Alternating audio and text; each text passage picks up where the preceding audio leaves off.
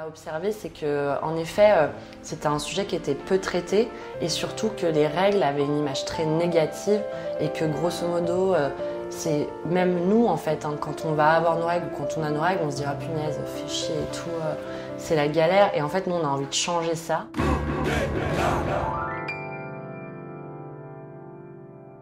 Salut Fanny. Salut. Comment tu vas? Bah ça va. Je suis très content de t'accueillir ici. Bah moi aussi. Tu es la CEO de Fempo. Fempo, c'est une boîte qui crée des culottes menstruelles qui permet aux femmes de ne pas avoir à porter de protection pendant leurs règles. Là, ça fait 8 mois et demi que vous êtes en train de vous rapprocher de cet objectif qui est de faire 1 million d'euros de CA sur votre première année, du coup. Ouais. Comment c'était ces derniers 8 mois et demi? Bah, c'était top. Du coup, en fait, on a monté Fempo avec Claudette, une copine qu'on se connaît depuis 10 ans.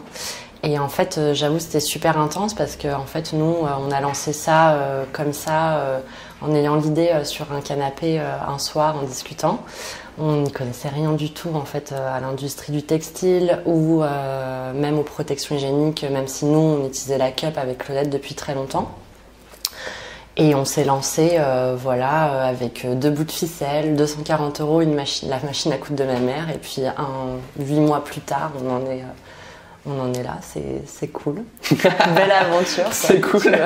Donc ça c'est pour, la partie storytelling, genre il y a eu une ellipse de 8 mois et demi. Exactement. Moi, on se connaît pas mal maintenant, on se côtoie pas mal. Un des trucs qui vous caractérise toutes les deux, et toi tu l'exprimes encore plus, c'est que vous êtes des guerrières, quoi. Vous vous arrêtez jamais et il y a toujours ce truc de la victoire. Tu me parlais il y a 5 minutes d'un concours auquel vous participiez. À la base, t'étais pas très chaude de te mettre dans le concours. Et puis au final, il faut gagner, quoi. Ouais, il faut gagner. D'où ça vient ce truc-là? En fait, moi, j'aime beaucoup toujours atteindre l'excellence, quoi. Donc, une fois qu'on a décidé de faire un truc, c'est vrai que j'aime bien, au petit à petit, améliorer jusqu'à ce que ce soit incroyable, en fait, que les résultats soient incroyables. Et c'est pour ça que même avec Claudette, voilà, si on a décidé de monter un projet, c'est pas pour monter le petit commerce du coin, même si c'est super cool de monter son petit commerce du coin. C'est vrai que nous, on a une vision un peu plus glorieuse ou un peu plus très ambitieuse en fait de ce qu'on veut faire, et ça on le met en effet dans chaque action qu'on fait, que ce soit au niveau professionnel mais aussi dans nos vies perso. Du coup je pense qu'en effet c'est vraiment un mindset qui me vient depuis longtemps. Je pense que c'est quelque chose qui vient de mes parents en fait, moi personnellement. Mes parents ils sont arrivés en France dans les années 60 d'Algérie. Ils n'avaient aucune éducation, donc c'est-à-dire qu'ils n'ont jamais eu la chance d'aller à l'école. Et en fait, ils avaient vraiment envie pour leurs enfants qu'on réussisse. Donc ils ont tout fait pour nous pousser en fait à réussir. Et je me suis pris au goût du jeu de la réussite et d'atteindre des objectifs, même surtout de les dépasser. Moi, j'adore faire ça. Donc voilà, c'est pour ça que je m'éclate bien chez Fempo, puisqu'on a quand même des belles métriques à notre actif. Ouais, ça grossit bien. Vous doublez votre chiffre d'affaires tous les mois. Ouais. C'est quand même de la bonne croissance, quoi. C'est trop cool. C'était quoi les plus gros challenges, les trucs les plus difficiles à passer pour arriver à où vous en êtes maintenant? Alors en fait, nous, sur Fempo, on a eu l'idée il y a 1 an et demi. Et on a commencé par vendre des protos en ligne, donc avec une communauté qui était déjà là, puisqu'on avait fait ça juste après avoir fait un sondage sur les règles.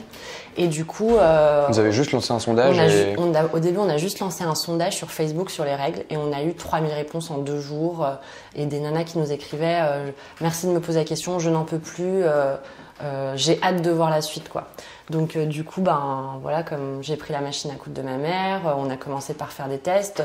Nous, on utilisait la cup avec Claudette, mais on se rendait compte que chez ces filles-là, c'était pas toujours évident en fait d'utiliser une cup, mais qu'elles étaient en quête de protection alternative puisque les tampons et les serviettes jetables leur convenaient plus en fait. Donc c'est là qu'on s'est dit ce serait bien d'intégrer comme une serviette lavable mais dans une lingerie et de pouvoir l'utiliser pour la journée. Voilà. Et en fait ça a été de la R&D pendant les premiers mois avec le soutien de de centaines de femmes en ligne. Et en fait, au moment de sortir notre première version 1, on a fait des précommandes sur notre site. Donc en décembre, il y a presque 1 an. On a fait des précommandes en annonçant une livraison en janvier et on a vendu, je pense, 500 ou 600 culottes sur les précommandes. On avait à ce moment-là tout trouvé, l'atelier, les bonnes matières, le bon design. Comment tu trouves un atelier quand tu te lances comme ça? Eh ben, en fait, on a cherché sur Google Search. Donc on a tout fait. Enfin, franchement, c'est ce qu'on dit toujours avec Claudette, c'est notre ingénieur à Fempo, c'est Google Search. Donc en fait, si t'as pas la réponse, Google là, tu vois. Donc on a fait aussi des salons. Il y a le salon de la lingerie à Paris que j'ai découvert l'an dernier parce que je viens pas du tout de ce monde-là. Et du coup, voilà, petit à petit, on a réussi à trouver en fait les bons partenaires, les bons fournisseurs. Et du coup, voilà, on est arrivé en janvier, donc il n'y a pas encore un an finalement. Franchement, ça passe assez vite. On est arrivé en janvier avec ces 500 précommandes et on devait livrer les filles 15 jours plus tard. On attendait juste de recevoir nos culottes voilà, pour les livrer. Et là, on a appris qu'en fait, l'atelier en question était en faillite. Donc on a reçu un mail qui nous annonçait que l'atelier était en faillite, qu'on n'allait pas pouvoir récupérer nos matières premières, qu'aucune culotte n'avait été produite et qu'en fait, on n'allait jamais recevoir la marchandise quoi, à livrer aux clientes. Donc ça a été, je pense... Vous avez fait quoi? On n'a pas lâché le morceau en fait. Donc, comme d'hab, voilà, comme d'hab. Donc c'est vrai que on avait déjà eu beaucoup de chance de trouver un atelier en fait. Parce qu'en général, en parlant avec des créateurs, au fur et à mesure, je me suis rendu compte que trouver un atelier, c'était entre 8 mois et 2 ans de recherche parfois, avec des ateliers qui ont des calendriers qui sont bookés 1 an à l'avance. Et là, comme par hasard, on avait trouvé ça en 3 mois, la personne avait de la place. Du coup, on s'est dit que c'était super, mais en fait, après, on s'est rendu compte que y avait certainement un problème, tu vois, à la base, vu qu'ils ont fermé. Et en fait, avec Claudette, on s'est vraiment... on savait aussi qu'on s'entendait bien, on est amis depuis 10 ans, mais là, dans les périodes de crise, c'est là, je pense que tu te rends vraiment compte de... Est-ce que c'est ton associé, en fait? Et en fait, naturellement, on s'est réparti les rôles sans vraiment trop faire un plan d'action, mais rapidement, quoi. Claudette, elle a vraiment elle a vraiment gardé la maison Fempo debout, elle a continué à gérer le quotidien.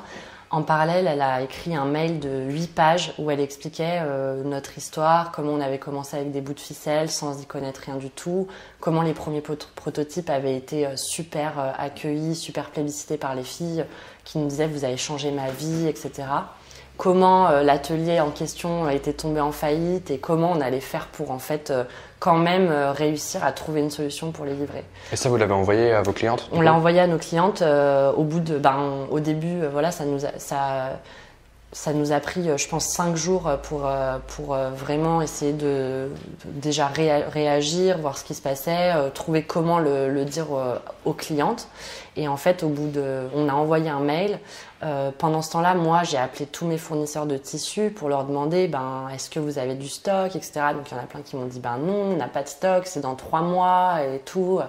Donc, j'ai essayé de retrouver les références, en fait, parce que la lingerie, c'est tellement précis que si tu trouves pas exactement le coton en question, même si c'est un autre coton, 100% coton, il faut que tu refasses tout ton prototypage, enfin bon, bref.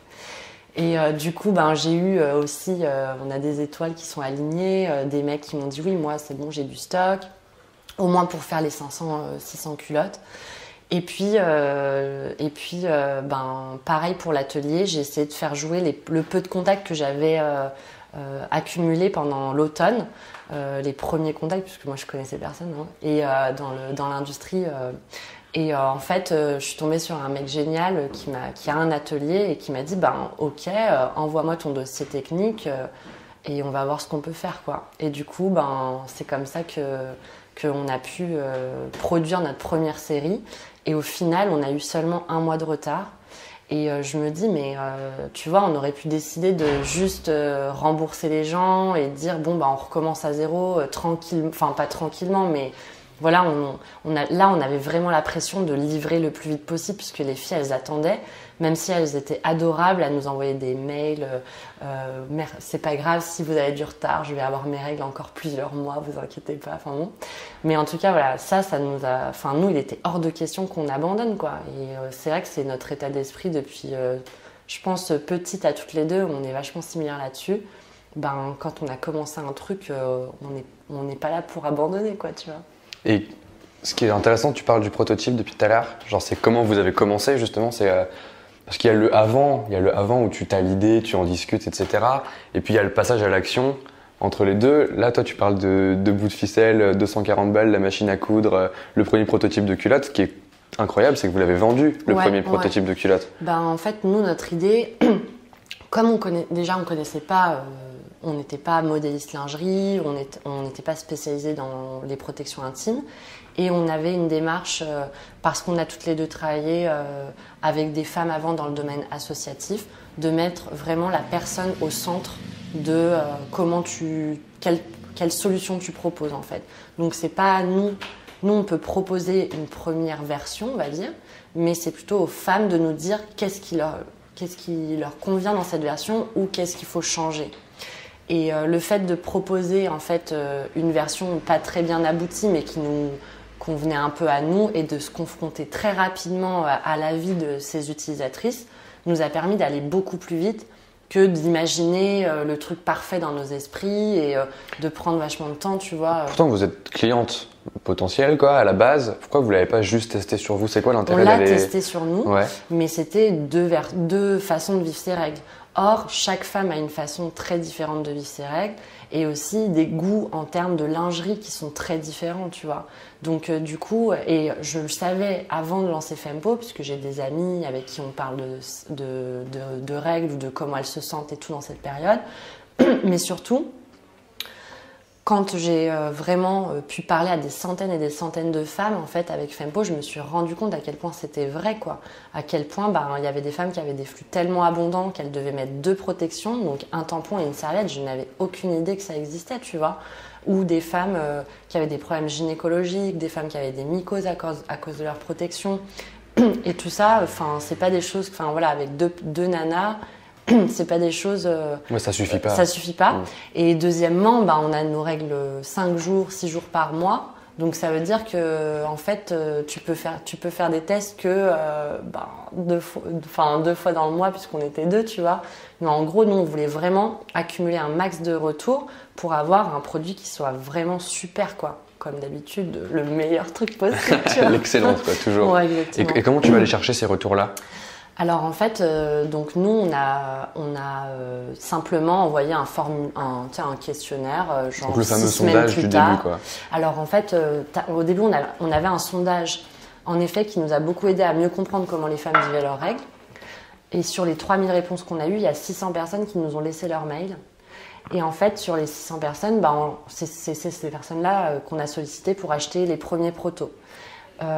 Du coup, en tout, en prototype, je pense qu'il y a eu à peu près peut-être 150 personnes qui ont testé les protos avant mars 2018, où là, on a vraiment lancé la version 1, on va dire.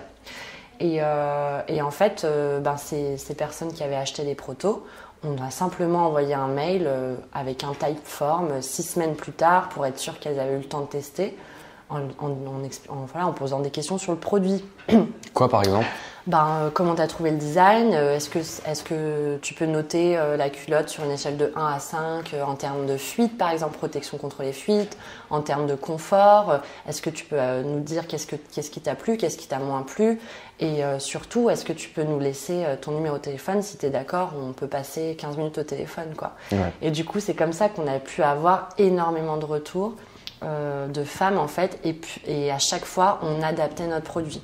Et donc toute cette phase-là, et même avec la V1 de mars 2018 à juin 2018, notre focus c'était avoir des retours de clients. On était obsédés par avoir les retours, et moi j'étais dans l'atelier mettre en œuvre les retours, quoi, mettre en œuvre les adaptations qui étaient demandées par les clientes en fait. Jusqu'à avoir quelque chose qui vraiment répond aux attentes, mais de façon ultra fine, quoi.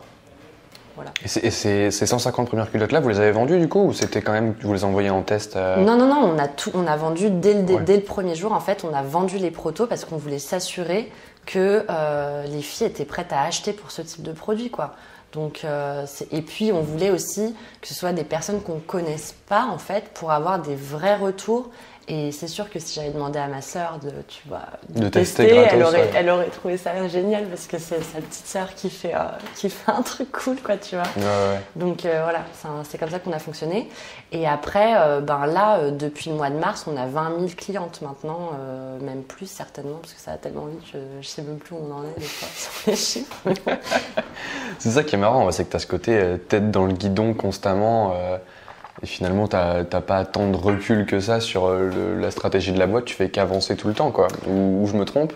En fait, on a quand même, tu vois, nous, c'est ce qu'on dit tout le temps. Finalement, on vend pas des culottes menstruelles. Nous, c'est vrai, notre démarche, ça a toujours été ça. Je sais pas si on peut parler de stratégie, mais en tout cas, c'est notre vision. Et c'est vrai qu'on avance pas à pas sur la culotte Fempo. Mais ce qu'on veut vraiment, c'est que les femmes soient au centre et qu'elles reprennent la maîtrise de leur biologie, de leur corps. Ce qu'on a observé, c'est que, en effet, c'était un sujet qui était peu traité et surtout que les règles avaient une image très négative et que, grosso modo, c'est même nous, en fait, quand on va avoir nos règles ou quand on a nos règles, on se dit « Ah punaise, fait chier et tout, c'est la galère ». Et en fait, nous, on a envie de changer ça et vraiment que ça devienne un moment sympa, limite un prétexte pour s'occuper de soi. Où on va se dire « Ok, cette semaine-là, je vais la jouer un peu plus cool ». Parce que en fait, c'est quand même fatigant de perdre du sang et puis voilà. Et je vais m'organiser, je sais pas, une soirée avec moi-même où je vais me faire un petit Netflix chill bain avec des huiles essentielles, tu vois. Et aussi comprendre que notre corps, c'est tout un cycle tout au long du mois, pas seulement pendant les règles en fait. Qu'on a on a des changements hormonaux tout au long du mois, que la semaine où on ovule, on est plus ou moins très enthousiaste et on a envie de faire plein de nouveaux projets. Et du coup, il faut en profiter pour justement, chez Fempo, on fait souvent les brainstorming cette semaine-là, tu vois, parce qu'on a plein de nouvelles idées, on est hyper créative. Et l'idée, voilà, que nous, on a, c'est nous accompagner, nous donner les outils pour qu'on puisse comprendre en fait notre cycle, notre corps, comment il fonctionne, connecter avec lui. Et en fait, ça nous permet de nous sentir mieux tout au long de l'année, quoi, finalement. Donc c'est ça, en fait, la vision qu'on a. Et après, d'un point de vue purement opérationnel, c'est sûr qu'on vend des culottes menstruelles, qu'il faut répondre à la demande, qu'il faut augmenter ses capacités de production. Et ça, on essaie de le faire le plus rapidement possible, tu vois. Donc c'est clair qu'on a tout le temps la tête dans le guidon. Mais c'est top, puisque c'est un produit qui fonctionne et ça avance et on a des super bons retours. Donc, Et cette vision-là, cette vision qui est beaucoup plus large du coup que juste la culotte en soi, elle s'est construite comment? C'est progressif plutôt ou c'est un truc que vous avez décidé dès le départ Déjà, nous, dès le début, on part des femmes en fait. Donc le sondage sur les réseaux sociaux, le fait qu'après on propose un premier prototype, mais en se disant c'est un prétexte pour que la fille elle puisse tester et elle nous dire ce qu'elle veut. Donc vraiment en fait répondre en fait à un besoin de confort pendant les règles. Donc ça a commencé comme ça, mais ça vient vraiment du fait qu'on veut mettre les femmes au centre de notre démarche. Depuis le début, en fait, ça c'est le cas. Après, ça s'est évidemment raffiné au fur et à mesure, mais comme tout, en fait, tu raffines tout, tu raffines ta com, tu raffines tes photos sur le site, tu raffines ta façon de pitcher, tu raffines tes relations, je sais pas moi, avec des nouveaux fournisseurs, ce genre de trucs. Donc, c'est toujours en itération constante, quoi. Mais en effet, je pense que c'était en tout cas une intuition forte qu'on avait dès le départ avec Claudette, quoi. Il n'était pas question qu'on fasse quelque chose sans demander l'avis des personnes qui allaient l'utiliser, quoi. C'est ce qui est fait dans l'industrie conventionnelle aujourd'hui, dans les protections hygiéniques finalement. Donc nous, on voulait vraiment prendre le contre-pied de ça, quoi.